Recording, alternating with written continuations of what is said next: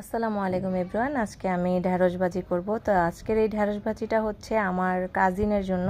ও ঢ্যাঁড়স কীভাবে ভাজি করতে হয় ও জানে না। তো ঢ্যাঁড়সগুলো আমি কিন্তু প্রথমে খুব ভালোভাবে ধুয়ে নিয়েছি, তারপরে কেটে নিচ্ছি। আপনাদের পছন্দ মতো কেটে নেবেন। তো প্রথমে আমি একটা করে কেটে নিয়েছি, এখন আমি তাড়াতাড়ির জন্য 3টা করে কেটে নিচ্ছি।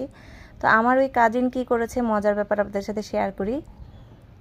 তো আমি এখন চুলায় কিন্তু হাঁড়ি বসিয়ে দিয়েছি, আর কিভাবে ঢ্যাঁড়সগুলো কেটেছি সেটাও কিন্তু দেখিয়ে দিলাম। তো এখন আমি তেলটা গরম হয়ে গেছে, এখানে পেঁয়াজ আর কাঁচামরিচ একসাথে দিয়ে লবণ দিয়ে দিলাম। আমি কিন্তু পেঁয়াজটা খুব বেশি ভাজবো না, হালকা নর্মাল ভাজবো। তারপরে দেখুন এই যে আমি ঢ্যাঁড়সগুলো দিয়ে নেড়ে চেড়ে নিচ্ছি। তো যেটা বলছিলাম যে আমার কাজিন ঢ্যাঁড়সগুলো কেটে ধুয়েছে।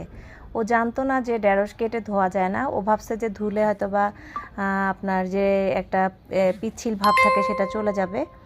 তো আমি ঢ্যাঁড়সটা কিন্তু দেখতেই পেয়েছেন যে ঢেকে দিয়েছিলাম। তো আমার ঢ্যাঁড়স ভাজি কিন্তু হয়ে গিয়েছে।